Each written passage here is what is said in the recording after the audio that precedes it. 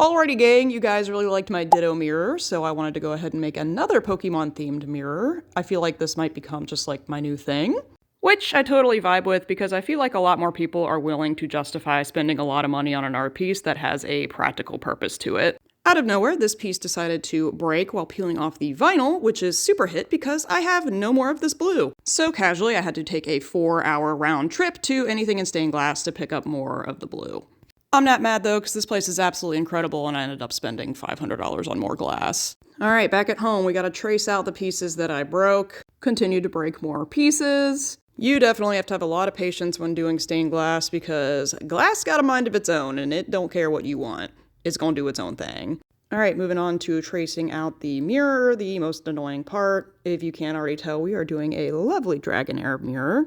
We're going to get it cut out. Now, I did have some deep curves that we're going to need the ring saw for. I was definitely a little concerned the ring saw would chip the mirror coating, but it actually did a pretty good job of keeping it on. We get everything foiled and do a test fit to make sure everything looks good. And now we get it together to solder back first. Now I have to be very careful with my flux because it will cause mirror rot. The flux is acidic and it'll eat away at the coating. To avoid this, I seal the edges of the mirror with clear nail polish, and I also apply the flux directly to the solder. It looks weird, but it just minimizes the amount of flux that I put on my piece.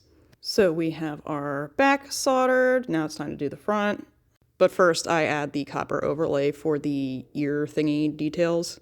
We've had a lot of time lapse. Let's get a nice slow solder bead clip. Oh yeah, gorgeous.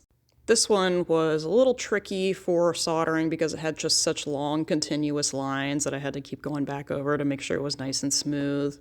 Then we did the copper overlay details. Always makes me a nervous wreck doing these because you can get heat cracks if you're not careful. Then we wrap the entire piece in lead came. This is basically just like the border that stained glass artists use to seal their pieces up. It was extremely difficult to get around the little ear thingies, but I managed. Then we add our black patina, which I did not get the best clip of. And finally, the last step, we're painting on all the details with an enamel-based paint. It's my first time using this paint, and I actually really like it. And after hours and hours of work, we get to finally hang up the Dragonair mirror. I love how this came out. She just looks so adorable. I have so many more ideas for Pokemon mirrors, so this will not be the last one that you see on my page. So stick around to see more of my creations, and happy crafting!